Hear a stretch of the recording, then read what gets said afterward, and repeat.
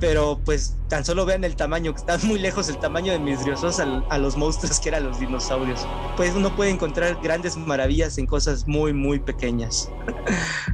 Hola, hola y bienvenidos a La Biozona. Yo soy el Juamas y estoy aquí para traerte una nueva entrega de La Biozona, tu espacio de biología. Estás entrando a La Biozona. T-minus 15 seconds. Guidance is internal. 12, 11, 10, 9. Ignition sequence start. 6, 5, 4, 3, 2, 1.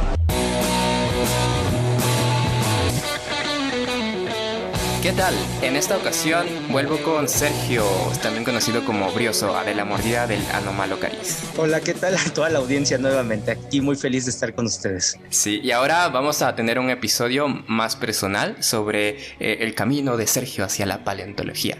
Y nos vas a contar, bueno, si no conocen a Sergio, escuchen el capítulo anterior donde fracasamos vilmente en un challenge de contar toda la historia de la vida, pero como ambos somos aficionados por el Paleozoico y sobre todo el Cámbrico, pues nos quedamos en el Cámbrico, pero ya en el futuro estaremos hablando de qué pasó después, pero para que se den una idea de lo loco que estamos por el Cámbrico y por la paleo. Pero queremos saber por qué Sergio está tan apasionado por la paleo. Mira, esa es una pregunta muy, muy padre, ¿no? Porque yo creo que todos tenemos montones de intereses cuando somos niños. Nos gusta pintar, nos gusta dibujar, nos gusta correr, a mí me pasó que quise ser futbolista, entrenaba un montón, luego me metí a karate y uno siempre anda haciendo locuras, ¿no? Uno aprende a tocar un instrumento y quiere ser después rockero, luego quiere hacer uno, y así uno anda, ¿no? Pero llega un momento en que uno tiene que tomar en serio y decir, ahora sí, ¿a qué me voy a dedicar? ¿Qué voy a hacer? Y lo malo es que viene la pregunta cuando todavía somos muy jóvenes, cuando estamos sacando la preparatoria, y pues me tocó decidirme por un área, y es muy difícil. Y yo estaba entre dos cosas, entre estudiar física y estudiar biología. Y era muy difícil porque la física me gustaba muchísimo. Yo desde que iba en la prepa, tuve acceso a la Facultad de Ciencias. Me gustaba ir porque tenía amigos allá. Me gustaba como ver a la gente estudiando en la biblioteca, leyendo y leyendo libros, perderme en ese mar de libros y cosas así. Hablaban de cosas que yo no entendía, no sabía qué eran, pero decía, están interesantes, quiero saberlas. Y me interesaba mucho, ¿no? La física. Pero también recuerdo muchísimo que justo también me tocó todavía yendo a la prepa, me tocó una conferencia de Lynn Margulis. Y entré y me maravilló. Lynn Margulis en persona. Sí, y esa ocasión fue la locura. Yo era alumno de prepa, yo fui de metiche. Y me acuerdo que era una fila enorme, gigante. Me tocó a mí en el auditorio, que es gigante, es grande el auditorio de la Facultad de Ciencias, me tocó en el segundo piso hasta muy atrás, y estaba la fila de personas, montones de estudiantes con sus libros del origen de la célula, que pidiéndole a Margulis como estrella de rock que les firmara en el libro. Y me acuerdo que me impactó muchísimo esas escenas, y yo creo que son de las cosas que me convencieron por estudiar ciencias, ¿no? Y al momento de elegir carrera en mi solicitud de elegir, me incliné por biología. Fue algo como más azaroso, la verdad me gustaban las dos cosas. Y empecé en la carrera y la verdad me gustaba la biología, pero sí me sentía medio desubicado, me sentía más acómodo con los matemáticos y con los físicos. Recuerdo algo que me resultó maravilloso, que fue justo que en ese semestre que entré, fue como una semana especial de biología matemática. Y me acuerdo que empecé a ver trabajos espectaculares, trabajos donde mostraban una hojita de un helecho hecho solamente con ecuaciones, era un fractal, maravilloso. Otra conferencia donde hacían filogenias, arbolitos de vida con fractales, o sea, corrían el genoma de los organismos como si fueran números y los metían a una ecuación y esa ecuación generaba fractales y según la semejanza de los fractales uno con otros, era el parecido que le daban en los árboles. Y era padrísimo ese tipo de soluciones y a mí me emocionaron y dije, está muy padre.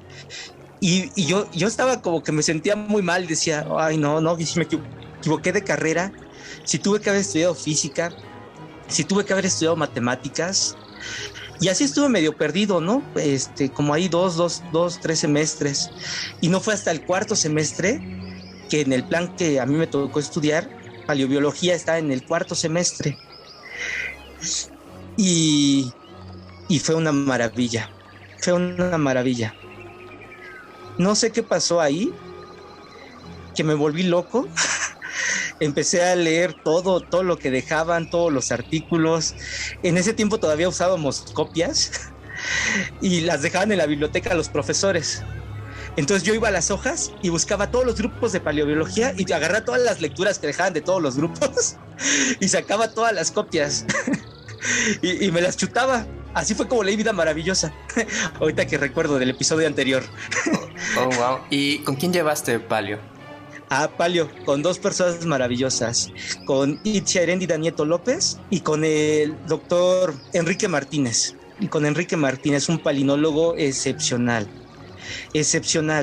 Y era impresionante porque eran muy diferentes. El doctor Enrique era muy rudo, muy así, tienen que saber esto, si no son burros y demás. Si no hay tabla. ¿No? Y si no tabla. Y Itzia era todo lo contrario, más buena onda, más así. Y entonces se complementaban de una forma maravillosa. Y la cosa es que ellos podían un tema, pero yo de repente leía los de otros grupos, más los artículos, más todo, y llegaba y yo les cambiaba el tema y empezábamos una discusión y me emocionaba y después me lo tomaba como a reto, siempre venir como actualizado. Y eso me gustó muchísimo, me gustó. Y luego vi el Cámbrico y fue fascinación, vi a Gould, vi a todo. Yo en ese tiempo yo era niño dinosaurio, ¿no? Me gustaban los dinos y demás, pero fue bien chistoso. Mi profesora me dijo, no, Sergio, ni se te ocurran los dinosaurios. En México no hay dinosaurios. Actualmente ya sabemos que hay muchísimos dinosaurios en México. Eso sí, se pueden dedicar fácilmente a estudiar dinosaurios en México. La verdad, hay muchísimo material de muy buena calidad, pero en ese momento no lo sabíamos o no era tan así. Me dijeron, no me recomendó eso. Y entonces pues yo no sabía qué, y él ya me decía, no, pues vete a palinología, no, pues vete a paleobotánica. Y yo estaba, no sé. Y fue así una pregunta muy, que ahí estuve por mucho tiempo.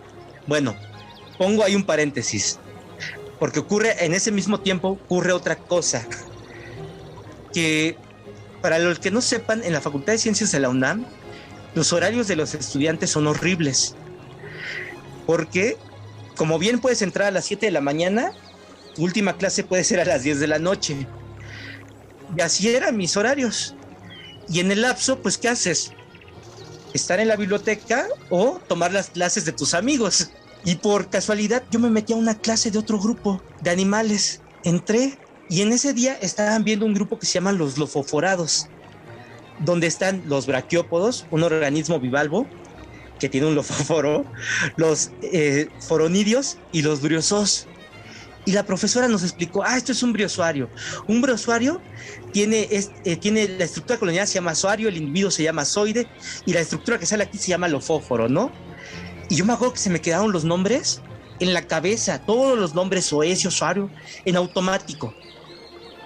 Una semana después, en mi propia clase de animales, teníamos práctica de laboratorio y creo que la maestra no estudió y no se sabía las partes. Entonces, cuando estábamos en el laboratorio y vieron las muestras de briozoos, yo me emocioné y empecé a decir, este es el zoide y este es el lofóforo y es esto y esto es un briozoo. Y la maestra, sí, que les explique, Sergio. Y entonces eso me motivó muchísimo. Y yo decía, no sé qué es esto, pero me gustó, eso me animó muchísimo. Y dije, quiero saber de esto.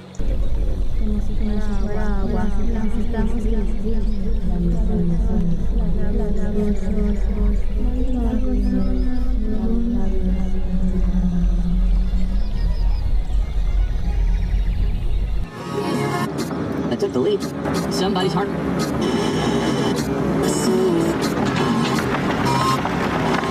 Está sintonizando a la biozona. Regreso a paleo. Regreso ahora a mi materia de paleo. Después de esa clase en paleo, estábamos viendo la explosión cámbrica. Y la maestra nos dice, en el Cámbrico aparecen todos los grupos animales, menos los briozoos. Y en mi cabeza, otra vez vuelvo a escuchar esta palabra, briozoos. El destino llamando. El destino llamando. Y se me quedó muchísimo, y yo siempre lo repetía. Y luego ya acabó eso, acabó la materia, yo sabía que quería ser paleontólogo. Sí, fue ese switch que yo también lo viví, entonces es como ya no hay otra cosa que hacer, ya para allá vamos. Sí, pero la cosa era elegir qué taller, porque algo que tiene el programa de biología de la Facultad de Ciencias es que te da como una especie de orientación final, donde tú puedes ser biólogo molecular, ecólogo, puedes trabajar en recursos naturales, paleontólogo. Hay muchísimos campos, es muy amplio, muy rico, con muy grandes laboratorios, con muy buenos profesores. Y yo decía, pues, si abre el de paleo de vertebrados o el de invertebrados o el de paleobotánica, ¿cuál me voy a meter? Y por suerte no abrió el de vertebrados, no abrió el de botánica, solo abrió el de invertebrados, perdón. Sí, solo abrió el laboratorio de invertebrados. Y me metí. Y entré en ese grupo, me gustó, y fuimos a campo. Y en el campo fuimos a una región muy bonita en Oaxaca, que está muy cerca de Nochistlán, que es la región de Santiago Ixtaltepec, donde hay rocas que van desde el Cámbrico hasta el Carbonífero. O sea, son muchísimos millones de años ahí registrados. Ves trilobites en la base, ves graptolitos, unos animales ahí maravillosos coloniales. Ves de todo. Pero uno de los grupos más abundantes que había ahí eran los briozoos. Y yo creo que les sacaba de onda a los profesores que yo estuviera preguntando por los briozoos. Así, pero ¿por qué sabes de esto? ¿Por qué te interesa ese grupo feo que nadie describe? Porque todo quien hace una tesis abandona y demás, ¿no? Sí, eso porque a eso a nadie le interesa, ni a nosotros. Porque... Sí, no, pues ahí siempre he estado. Y pues ahí me fueron gustando más. Y la verdad, ahí sí fue algo como estético, como que los veía y decía, es que están muy bonitos. Muy bonitos, están hermosos. Me gustaban las formas coloniales en forma de ramas, ver los cuadritos, que había unos en forma de cilindro, unos conformando ramitas, unos como forma semifractal. Me fascinaron y regresando del campo yo me puse a buscar tesis y encontré una tesis que habían hecho con esos briozoos, donde no los identificaron, donde solamente, imagínate que solo hicieron una reconstrucción paleoecológica con estos organismos muy bonita y me gustó el trabajo y busqué yo al tutor, dije, voy a buscar a este tutor para hacer mi tesis. Y fui a decirle, oiga, yo quiero hacer mi tesis con este grupo. Sí, a ver, me a preguntar a otro profesor, seguramente él tiene briozoos. Yo dije, no, es que yo quiero de estos de aquí. Como que me puso muchos peros, pero al final lo convencí y se volvió mi mentor de toda la vida, ¿no? Que es el doctor Francisco Sour Tobar, a quien aprecio muchísimo y quien me aceptó dirigir mi tesis de licenciatura. Sí, y no, un nombre que suena mucho en la facultad, ¿no? Sobre todo en la parte de paleo. Sí, y pues ya me metió y me dijo, sí, Sergio, ve, te presento al técnico. Me presentó al técnico, el maestro Daniel Navarro, que se volvió mi súper amigo. Y me dijo, él te va a mostrar todos los briozoos que tenemos, ahí sácalos. Y desde ese momento saqué cada uno de los briozoos que hay en la colección y yo los tengo ya juntitos en una colección de briozoos nada más. Todos los junté y fue una locura estar revisando los ejemplares. Pero fue horrible, porque empecé yo a estudiarlo y decir, ¿a qué me metí? No lo entiendo. ¿Por la complejidad de las morfologías o había mucho material o por qué? Por la complejidad de la morfología, de que yo veía fotos y decía, es que ¿esto cómo puedo decir que es una especie o es otra? ¿Qué los distingue? Yo no veía los rectángulos. Y para eso yo sabía que el doctor Francisco Sour también estaba trabajando con trilobites del Cámbrico. Y para eso voy y le digo, oiga, ¿no me quiere cambiar mi tesis a trilobites del Cámbrico de Sonora? Siempre no. Siempre no. Y me dice, no, tú síguele. Porque si tú puedes con esto, vas a poder con todos los briozoos que quieras, ¿no? Tú querías briozoos, ahora te aguantas. Sí, exactamente. Y pues me dijo, no, si ya te metías a esto. Y me dice, mira, si te cuesta trabajo, pues trata de pedir ayuda. Y eso hice. Busqué, digamos, de todos los artículos que yo tenía de briozoos, busqué a todos los nombres así como famosos, ¿no? Y les escribí un correo que era algo así como, hola, soy Sergio, soy un estudiante mexicano que está haciendo su tesis de licenciatura con briozoos del Carbonífero. Tengo varias formas. Estoy empezando a trabajar pero quisiera saber si usted me puede orientar con alguna bibliografía o algo para poder enfrentar este proyecto. Así ese mensajito.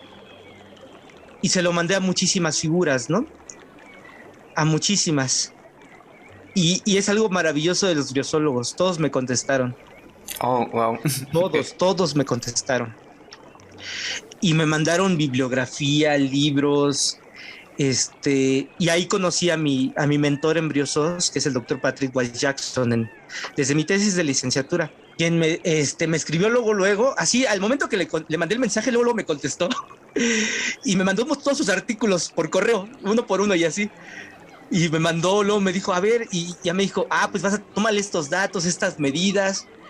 Y así hice mi tesis. O sea, la verdad yo seguía sin entenderles, pero como que ese ánimo que te da, que un experto te esté dando tiempo, que te recomiende bibliografía, te hace hacer a ti el esfuerzo por meterte, por tratar de entenderlo, por afrontar el problema. Sí, es como la motivación, ¿no? De afuera, es como esta persona que no tendría por qué responderme el correo me lo respondió y está tomando tiempo, ¿no? Y qué bonito, ¿no? Saber esto de la comunidad de los briosólogos. Sí, y de ahí el doctor Patrick Wise Jackson me ayudó, me motivé, escribí mi tesis de licenciatura, salió la tesis, salió con mención honorífica afortunadamente. Felicidades. Y así como salió el artículo, salió la tesis, le dije a mi tutor, quiero publicarlo. Y lo publicamos y es el primer artículo de briozoos paleozoicos de México. Y fue mi tesis de licenciatura, me emocionó muchísimo. Y no sé, me dio muchísimo ánimo y dije, a esto quiero dedicar mi vida. A esto y a esto lo quiero dedicar. Y después me fui dando cuenta y en los briozoos empecé a encontrar montones de cosas, montones de problemas maravillosos que resolver. Ay, qué historia. Sí, porque son de esos grupos que la mayoría no lo mira dos veces, pero es ahí donde se esconden, ¿no? Esas cositas. Exactamente, donde se esconden esas cositas. Y bueno, para esto me acuerdo también muchísimo que por esos años, en 2010, salió un famoso artículo que decía, los briozoos más antiguos del mundo. Ya no hay, el artículo, déjame acordar cómo decía, todos los animales esqueletales aparecieron en el Cámbrico, era el título del artículo. Está en la revista Geology. Y yo decía, wow. Y ya veía, briozoos del Cámbrico. Yo dije, la locura, ya los encontraron. Y luego veo, de México, wow. Y luego digo, de Oaxaca, wow. De la región de Nochistlán, wow. De la formación Tiñú, wow. Dije, es justo donde yo trabajo, la misma localidad donde yo voy a campo. Y dije, ahí están los briozoos más antiguos del mundo. Y entonces yo me emocioné muchísimo y me acuerdo que yo a todo el mundo le decía, pues en México tenemos estos briozoos que son los más antiguos del mundo. Para mí era una cosa de mucho orgullo, ¿no? Que en México tuviéramos esos ejemplares. Ya después la historia cambió porque me hice consciente de muchas otras cosas que ya les contaré más adelante, ¿no? Que es un tema pesado también, ¿no? Lo que ocurre detrás de esas publicaciones y de cómo se obtienen esos fósiles, ¿no? Exactamente. Y sí, tú me vas a preguntar algo. Entonces nos quedamos que sí hay briozoos del Cámbrico. Esa fue la pregunta. Sí, exactamente, salió el artículo. Y eran los briozoos del Cámbrico. Y para este entonces, lo que ocurrió es que yo entré a hacer mi maestría. Y yo quería trabajar con los briozoos y todo. Y seguí trabajando con ellos. Y vi que hubo la oportunidad de irme a un congreso internacional. Y me fui al congreso internacional. Y eso fue bien chistoso porque fue mi primera experiencia en el extranjero, la primera vez que salía del país, yo hablando un inglés horrible como no te puedes imaginar. Y a pesar de eso fui y me recibieron de la forma más amistosa y expuse mi proyecto en ese congreso. Presenté mis avances de mi tesis de maestría y todo. Y para eso se levanta Mark Wilson, que es una de las grandes figuras, y dice, oye, es un excelente trabajo. Luego se para Paul Taylor y me pregunta, oye, ¿y has encontrado un briozoo maravilloso que se llama Arquímedes? Que es un briozoo bonito que es como un tornillo gigante. Y yo le dije, lo he buscado, pero no lo he encontrado. Y ya después me felicitó. ahí me emocioné muchísimo porque Paul Taylor para los briosólogos es la figura más importante que yo creo que existe y ha existido en la historia de la briozoología. Y me emocionó muchísimo. Y para eso Patrick Wise Jackson también estaba ahí presente. Y él me felicitó enfrente de toda la sociedad de briosólogos por haber hecho mi tesis con ese material, que era difícil y que la saqué adelante y que la publiqué. Y me emocioné más. Y fue bien bonito porque después de esa estancia, en ese congreso, sin pedirlo ni nada, me invitaron al Museo de Londres, y donde visité a Paul Taylor, que es la persona más importante en Briosos, quien me esperó en su cubículo con una torta de aguacate que estaba comiendo, y entré y ya platicando, y le digo, es que yo trabajo aquí en Oaxaca, donde están los briosos más antiguos del mundo. Le digo eso, casi se atraganta. Y se para y va y me saca unas fotos y me dice, esos son los briosos más antiguos del mundo, son de China y son del Ordovícico. No hay briosos cámbricos. Me empezó a decir eso. Y poquitos años después sacó un artículo Paul Taylor donde dice, esos no eran briosos, son octocorales. Oh. Y bueno, sí. Para los que no saben así rápidamente, es como un film totalmente diferente, ¿no? Estamos hablando de grupos totalmente aparte.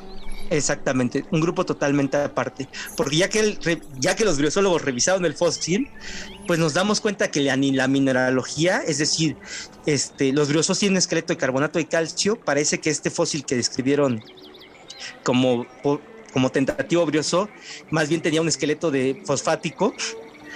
Entonces, pues no checaba. La forma de las cámaras tampoco checaba. Entonces, pues los briosólogos estaban muy desacuerdo. Entonces ellos sacaron el artículo. Después estos cuates volvieron a sacar un artículo diciendo que sí son briosos, pero la verdad ningún briosólogo los apoya, Ninguno, pero ya no ha habido respuesta como tal, porque se está esperando hacer una publicación entre todos muy fuerte, donde juntemos mucho más evidencia. O sea, porque no solo es decir no es, sino hay que decir exactamente qué es, con mucha evidencia. Entonces en eso estamos. Sí, porque es como, no es, bueno, ¿y entonces qué es? No, hay que contestar con algo. Pero ahorita están como en esa calma antes de sacar la respuesta del artículo. Me gusta porque también está como en mi caso de las esponjas, ¿no? Esto sí es, esto no es. Y así va avanzando la ciencia, con gente peleándose, básicamente. Exactamente. Y sí, es una discusión interesante. Sí, me interesa porque las implicaciones de eso son como impactantes. No sé qué adjetivo usar ahí, pero tanto si no hay briosos cámbricos como si sí hay, ambas perspectivas abren como una ventana interesante. Exactamente. Sí, es algo que pensamos que tarde o temprano aparecerán estos briosos cámbricos, pero todavía no aparecen, Al momento no. Pero la búsqueda del eslabón perdido. Exactamente. Sí, porque además, pues los briosos, una de sus características es que son coloniales. Y lo que parece en el registro fósil es que son coloniales desde el principio. O sea, es muy difícil encontrar un brioso unitario fósil, ¿no? O sea, desde el inicio de su historia ya se les conoce como esta forma colonial. Bueno, y te quería preguntar así como en términos de patrones evolutivos, ¿hay como algo claro, algunas tendencias en este grupo?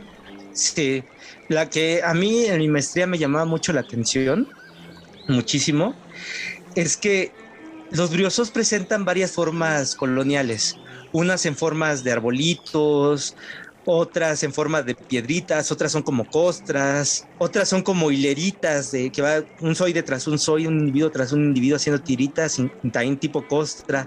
O sea, son como 9 formas, y estas 9 formas aparecen en el Ordovícico y se repiten y se repiten y se repiten en diferentes grupos taxonómicos de briosos. Entonces es bien padre porque te quiere decir que la convergencia es algo que ocurre en los briosos. Se repite y se repite la cinta de la vida, se repite y se repite la misma historia, y parece ser que se debe sobre todo a su hábito de vida, que es estar parados y filtrar, y que es algo que los condiciona a tener este tipo de morfologías. Ese es uno de los patrones más bonitos y que a mí me interesa personalmente explorar, ¿no? Sí, eso está interesante lo que dijiste, porque eso de hábito de estar parado y filtrado, pues básicamente es una esponja, ¿no?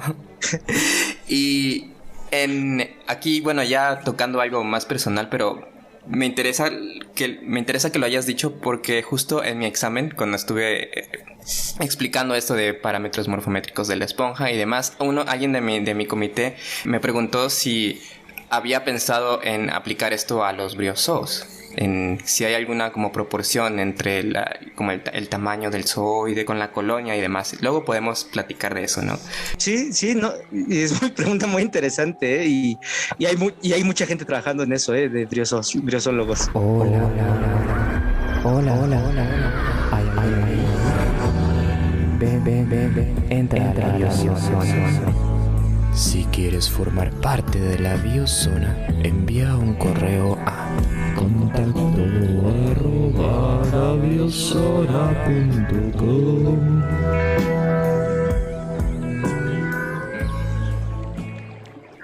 Bueno, entonces ahora vamos a ver ¿Qué has descubierto en términos de briozoos? Vamos a hablar de tus contribuciones a la ciencia.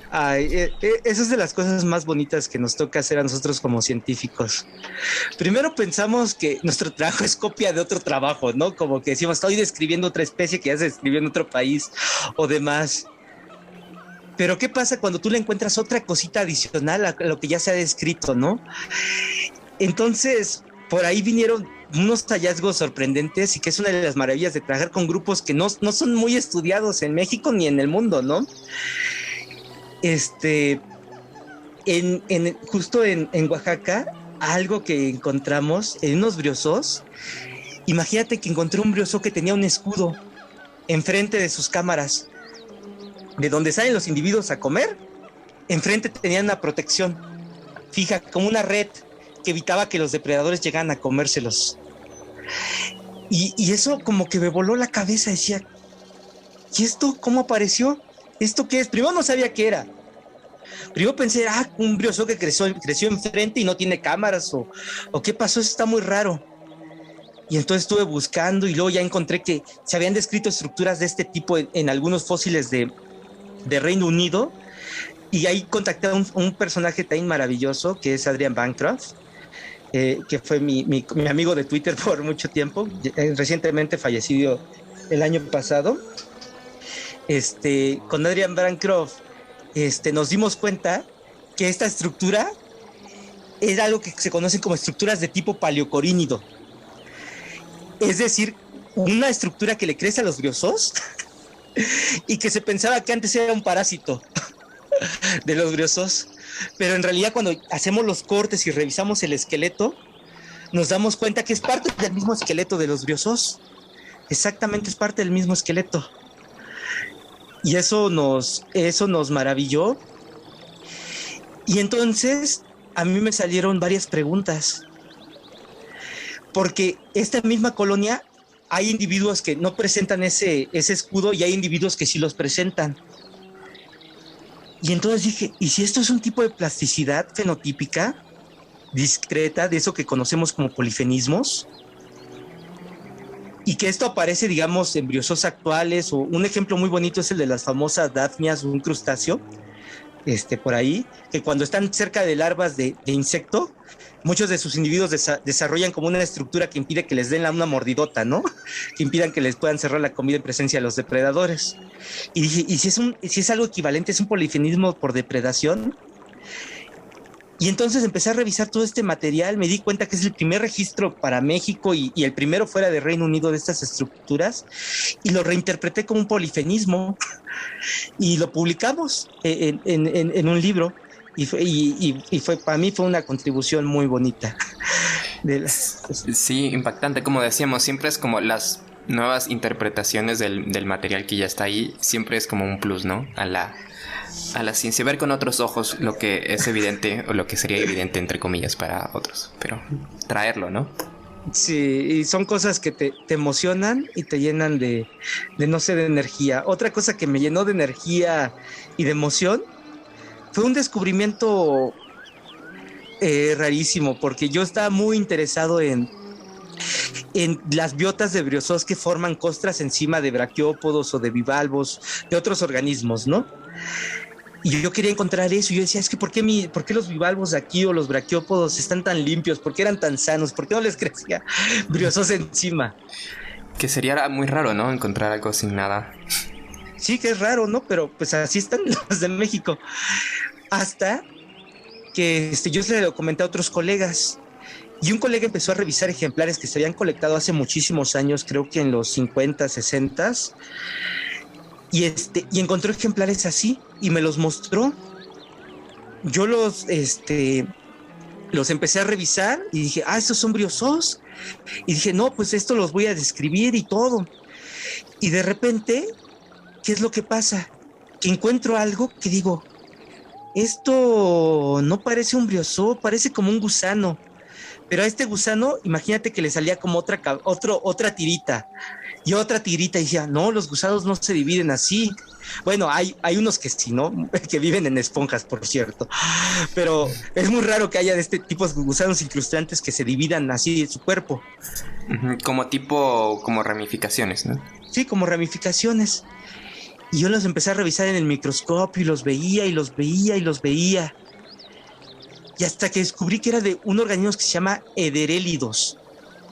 Y lo descubrí en un artículo que era de 1950 donde decía que era un briozó. Y yo decía, no, esto no es un briozó, no puede ser un briozó. Porque los briozós no crecen así, no tienen esa forma de tubo y demás. Y entonces me puse a investigar más y efectivamente terminó siendo un Ederélido. Y luego descubrí que el último registro está en el Carbonífero. Y este ejemplar es del Pérmico medio superior. Entonces me di cuenta que tenía el registro más reciente de estas cosas en el mundo, y lo teníamos en México, en Oaxaca, en Chiapas. Este es de Chiapas, perdón, es de Chiapas, la formación Paso Hondo.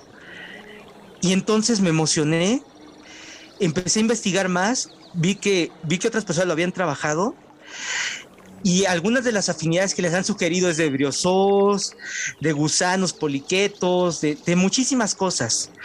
Pero a lo que más se parece, o más nos hace pensar la morfología, es que podrían ser foronidios. Pero los foronidios actuales no tienen esqueleto, y este sí tiene. Como una mezcla ahí de caracteres, ¿no? Exactamente, es como que te viene la pregunta, ¿y si en este periodo, en el Paleozoico, los foronidios tenían esqueleto? ¿O era un grupo asociado a ellos que también tenía esqueleto? Entonces, para recapitular, por si alguien se perdió, un foronidio viene siendo un lofoforado, pero no pertenece a los briozós, es como un filum aparte, ¿no? Exactamente. Y entonces, pues el Ederella prácticamente es un fila distinto. No sabemos qué es, no es un briozó. Y en México descubrimos al más reciente, y ese lo publicamos también en una revista que se llama Bulletin of Bioscience, que igual me emocionó muchísimo ver el artículo publicado, porque desde que lo vi en el microscopio y darte la idea que se te volaran los sesos cuando ves los artículos y después verlo publicado, fue una historia muy, muy emocionante. Y además me imagino que muy dilatada, ¿no? O sea, desde el momento en que dijiste esto es algo nuevo hasta que ya ves tu artículo ahí publicado pasa un rato. Pasa un montón de cosas, un montón. Y sobre todo lo que sigue, porque publicas el artículo, pero te quedan un montón de preguntas. De mis preguntas, que yo supongo que voy a tratar de resolver más adelante, va a ser decir si en verdad los Ederélidos son foronidios o son un filum también perdido, tipo cámbrico, ¿no? Algo nuevo, ¿no? Algo nuevo. Sí. Y bueno, ahí si quieren buscar Ederélidos, se escribe con H, ¿no? Es H-E-D-E. Sí, R-E-L-L-I-D, como doble L. Ederélidos, así como suena, pero con H. Ederella. Y ahí les va a salir el fósil mexicano, que es hermoso. Es hermoso. Sí, de hecho lo estoy buscando ahora para ver, porque no lo conozco. Aquí hay una foto actual, creo que esa no lo hemos mencionado, que sí hay grupos, sí hay briozós en la actualidad, ¿no? Si yo quiero encontrarme un briozó, ¿a dónde voy?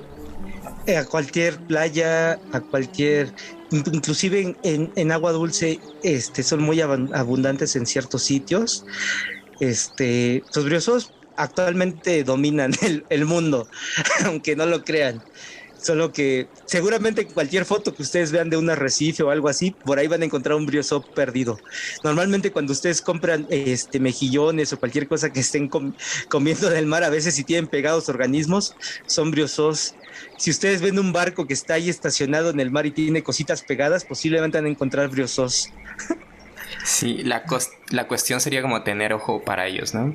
Porque es fácil confundirlos con cualquier otra cosa. Sí. Y fíjate que también ahí tengo una experiencia muy bonita, que fue la oportunidad de que en Escocia,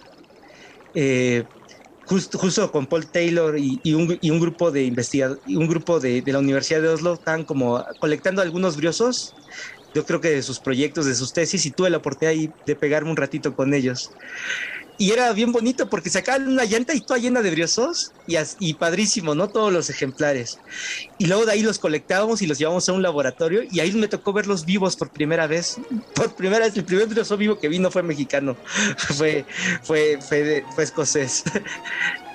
Y lo vimos y fue maravilloso porque pues ahí quien me estaba explicando las partes, las estructuras era el dios de los briozós, Paul Taylor, directamente, y fue muy emocionante. Directamente, de uno a uno. ¿Y cómo los describes? Así, si yo no sé qué es un briozó y yo veo como, me encuentro con un briozó, ¿cómo sabría que es un briozó así? Así de primera te diría, los que posiblemente más fácil vas a ver algún día, sobre todo como los vas a ver en forma de costras. Van a ser unas costritas que ya si te acercas a verlos de cerca te vas a dar cuenta que son como camaritas, como hoyitos, que está uno junto a otro, uno junto a otro, uno junto a otro. Y cada vez si los ves a lupa van a presentar unos esqueletos maravillosos de todo tipo de formas. Eso nos da su característica principal. Son animales coloniales que tienen un esqueleto de carbonato en calcio en su mayoría, ¿no? Porque también hay grupos, sobre todo los de agua dulce, que no tienen esqueleto de carbonato de calcio. Eso es en cuanto al esqueleto. Y en cuanto al individuo, imagínense que sale como una especie de organismo con tentaculitos, y esos tentaculitos tienen cilios, y esos bracitos los están moviendo y moviendo y moviendo para estar atrapando partículas que estén flotando en el mar, y que las cuales llegan a su boca y se alimentan de ellas. Casi como lo que hace un percebe, ¿no? Pero más chiquito y colonial. Exactamente. Que los percebes, no sé si han visto videos de percebes alimentándose. Me gusta mucho cómo sacan su apéndice y va su bracito, para usar un término libre, y se ve cómo van arrastrando, filtrando la comida. Sí, su bracito. Espero que no haya ningún otro biólogo escuchando esto. Sí. Pero también los esqueletos de los briozoos me gusta porque parecen como una multitud gritando en algunos. En algunos, ¿no? Y son maravillosos y así como que dicen, no, son muy poco conocidos y tal cosa, pero son estrellas de la biología. Y son estrellas porque, uno, aparecen en el origen de las especies. Darwin vio briozoos, los estudió, y él se hizo una pregunta que a mí me interesa muchísimo y que siempre la cito, que es que ve dos individuos que son clones, que él no sabía que eran clones, pero ve dos individuos, y que esos dos individuos son parte de la misma colonia y tienen morfologías totalmente diferentes, y particularmente uno que tiene forma de cabeza de ave. Y esa forma de cabeza de ave es maravillosa porque es una cabeza de ave como que da cabezazos por si se acerca un gusano, lo captura y así atrapa a los microdepredadores que los atacan. Y es maravilloso y aparece en el origen de las especies. Ese es uno. Y la otra, por lo que es estrella, los briozoos antiguamente eran uno de los ejemplos número uno de equilibrio puntuado. Cuando tú abres un libro de biología evolutiva y buscas ejemplos de equilibrio puntuado, te aparecen los trilobites del Devónico y te van a aparecer los briozoos que se estudiaron en República Dominicana del Mioceno, donde un cuate que se llama Chitkan, de una forma maravillosa, así fue casi metro por metro separando los estratos, diciendo esto es 1,000,000 de años, esto es 1000 años, y así fue sacando briozoos de cada uno de esos niveles, e ir viendo cómo cambiaban poquito a poquito las especies, aparecían nuevas y aparecían otras, y parecía que era un ejemplo de equilibrio puntuado maravilloso. Aunque recientemente, el año pasado, salió un artículo que dice que hay como problemas estadísticos y por lo tanto no se cumple el equilibrio puntuado con los briozoos, tristemente. No, en ningún caso. Al menos en el icónico ya no es ejemplo de libro. Siempre los ejemplos de libros terminan cayéndose. No hay que revisarlos mucho porque exacto, se cae. Pero ese tipo de estudios me interesa porque alguna vez quisiera hacer algo así. Ir estudiando estratos por estratos y básicamente ver la evolución del tú a tú, ¿no? Verla ocurriendo. No, y los briozoos son espectaculares. De hecho, hay trabajos que está haciendo la Universidad de Oslo, en Nueva Zelanda. Es impresionante porque es igual del Mioceno, igual van metro por metro y dicen esto es 1000 años, estos son 2 millones de años, y lo que buscan son en conchas de bivalvos, buscan costras de briozoos de 2 especies distintas. ¿Y qué pasa cuando se encuentran 2 colonias de briozoos? Pues pelean por el espacio. Entonces, si las 2 colonias chocan, ya es empate. Si una colonia choca y crece sobre la otra, le ganó a la que quedó abajo. Entonces tratan de estudiar estos patrones, de qué características son las que hacen que ciertas especies sean vencedoras sobre otras a lo largo del tiempo geológico. Y en este caso han descubierto que grande siempre es mejor en el caso del tamaño de los zoides, de los briozoos, porque en muchos casos terminan ganándole a las especies de zoides más pequeños. Y es maravilloso. Sí, porque ahí puedes meter hasta teoría de juegos, ¿no? Si quieres. Exacto, y lo están haciendo. Es un grupo maravilloso el que está en la Universidad de Oslo. Es un laboratorio dedicado totalmente a briozoos. Hacen cosas con inteligencia artificial, trabajan con muchísimos datos, bases de datos, hacen muchísimas cosas teóricas. Y la verdad es que, al igual que yo creo que muchos sabemos, los briozoos tiene un potencial enorme para resolver muchas preguntas de biología evolutiva, como un organismo modelo que siento que se ha desaprovechado en muchísimos años.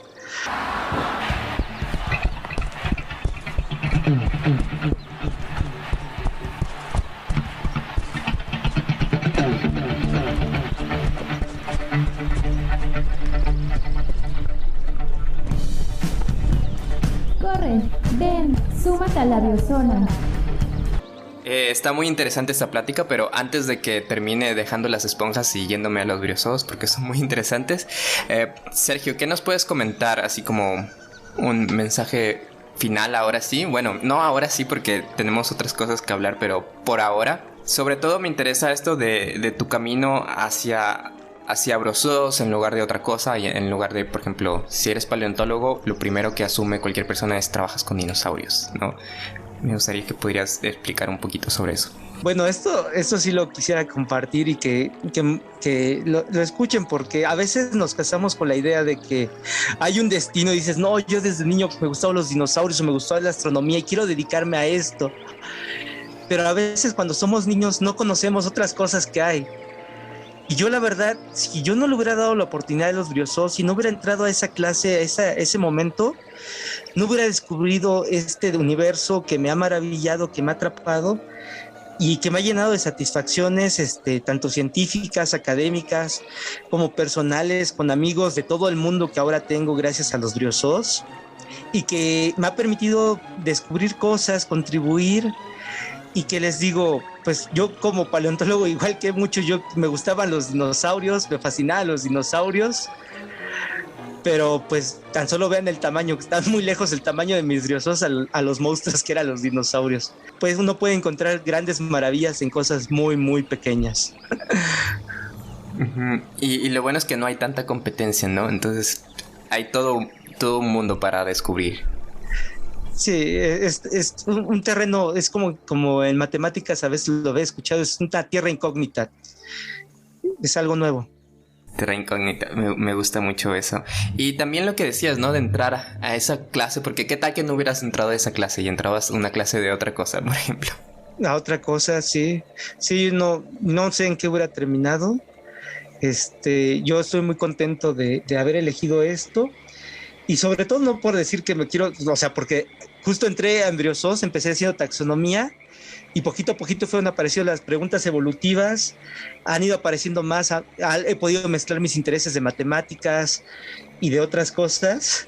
He tratado de generar briozoos en la computadora, hacer modelos, estar jugando a evolucionar briozoos y demás, juntando matemáticas. Obviamente hay cosas que no son publicables porque son más como lúdicas, pero pero pues te llena de satisfacción y maravilla, y por eso como consejo, si pudiera darles uno o algo así, es de que no se cierren, aventúrense y que a veces van a encontrar muchas satisfacciones en cosas que ustedes ni saben, y dense la oportunidad. Yo intenté abandonar mi tesis de Briosós en algún momento, no me dejaron, me tocó meterle trabajo duro en algún momento, aprender un poquito más, y de ahí se me abrió un panorama infinito.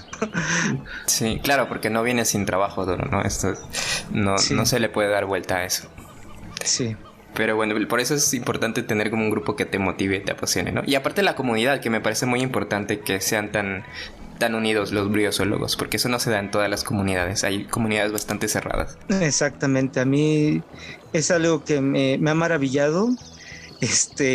Yo desde que empecé mi tesis de licenciatura mandé un correo a la Asociación Internacional de Briosós, y me dijeron, sí, bienvenido, mándanos tu presentación. Me presenté, y entonces me siento muy orgulloso de formar parte de esa comunidad, que además es una sociedad maravillosa porque no pide como pagos así mensuales o anuales, es lo que tú quieras dar, y todo el dinero que se da, todo el dinero es para becas, solo para becas y exclusivamente para becas, para los congresos internacionales, y que podamos llevar paleontólogos de todos lados del mundo al congreso. Digo, briosólogos. Súper interesante. Bueno, por ahí sí hay alguien que está como decidiendo qué quiere y está entre palio. Bueno, los briozoos son un buen lugar para explorar. Vean, no se cierran a los briozoos, a las cosas chiquitas, ¿no? Que no son dinosaurios, pero hay mucho ahí y una comunidad que te recibe con los brazos abiertos. Sí. Sí, y hay muchísimas cosas de las que me gustaría comentar antes de irnos, pero te voy a lanzar una bola curveada para que en menos de 10 minutos me digas, perdón por estos challenges muy difíciles, pero el futuro de la matemática en la paleo en particular y en la biología. Algo que no tiene nada que ver, pero sé que te gustan y me gustaría comentarlo. Más que el futuro, el pasado, el presente y el futuro, todo va englobado, porque las matemáticas han estado presentes en la paleo desde muy, muy antes, y lo he descubierto. De repente encontré un manuscrito por ahí perdido en la colección del Museo de Paleontología de la Facultad, en francés, de principios del siglo XX, donde vi una monite y veía yo la proporción áurea y unos cálculos ahí medio extraños. Ahí le saqué muchas copias y es algo que quiero descifrar. Claramente hay matemáticas ahí metido, tan solo los amonites es algo que hasta desde los griegos les ha fascinado, la proporción áurea que está presente en el arte. Entonces la matemática ahí está. Estudios con matemáticas fueron la clave para formar la paleobiología moderna, con Rob, y principalmente con todo el morfoespacio teórico que se hizo. No me imagino cómo fue en los años 60, con una computadora en los años 60, programar y generar modelos que se pudieran ver de todas las conchas posibles. No me imagino cómo lo hizo en esos años, cómo se programa así, cuánto tardaba en desplegarlos. Hizo eso con esa matemática, y que es matemática hasta cierto punto simple, ¿no? Pero es igual matemática. Los textos de Darcy Thompson, no sé si ubiques a Darcy Thompson. Claro que sí. Es maravilloso. Él tiene un libro que se llama Sobre el crecimiento y la forma. Uh-huh. Es un libro fundacional en la morfometría. Es algo que deben de leerlo forzosamente. Darcy Thompson era un genio. No puedo imaginar que exista otro caso de profesor como Darcy Thompson, que era profesor de letras inglesas, que podía dar una clase de letras griegas así a nivel universitario, y al mismo tiempo dar una cátedra de zoología. Entonces, Darcy Thompson, cuando tú lees su libro del crecimiento y la forma, van a encontrar citas en francés, en inglés, mezclando arte, hablando de matemáticas, hablando de fósiles y hablando de organismos actuales, resolviendo problemas evolutivos a partir de modelos matemáticos.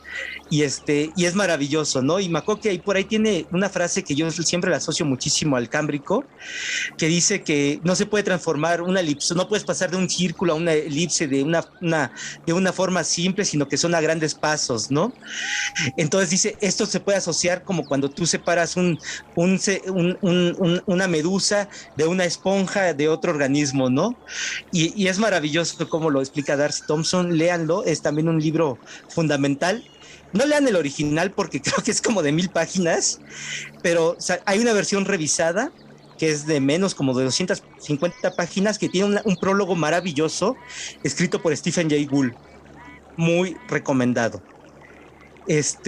Y bueno, ¿qué nos dicen las matemáticas para el futuro y el presente? Que son el tema. Yo en el último congreso de Briosós que fui, muchos de los trabajos más importantes y llamativos tenía que ver con modelaje matemático, de ver de cosas macroevolutivas a grandes tiempos geológicos para predecir soluciones de las formas. Y eso no solo con las matemáticas normales, sino ahora ya aprovechados de una cosa maravillosa que es el poder de cómputo, con inteligencia artificial que nos pueda revisar los datos, donde tú les puedes meter montones de fotografías y solita la computadora, la entrenes para que pueda identificar patrones que a lo mejor nosotros no vemos y predecir soluciones o patrones a gran escala.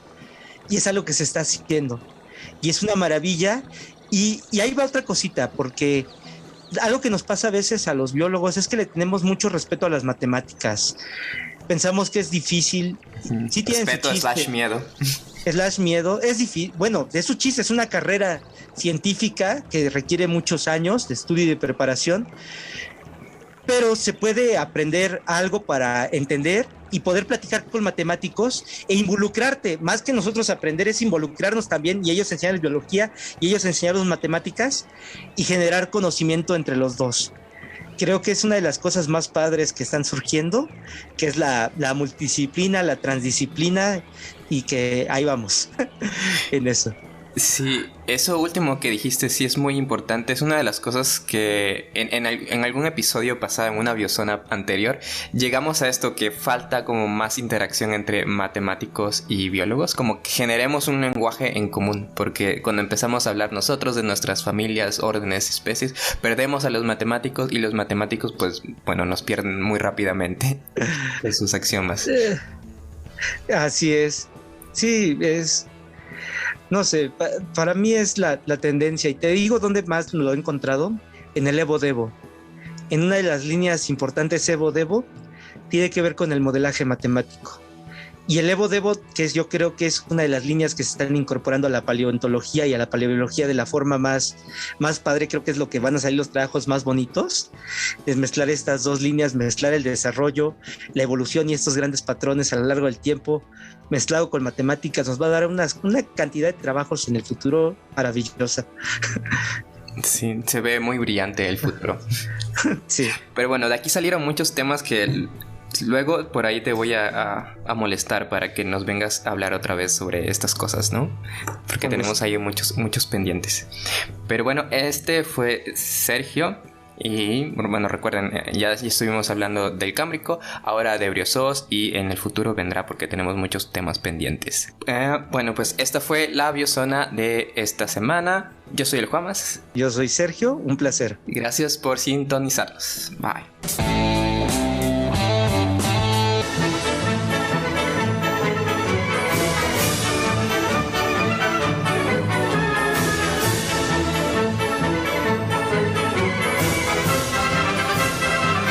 Esto fue La Biozona. No te pierdas nuestro próximo episodio. Hasta pronto.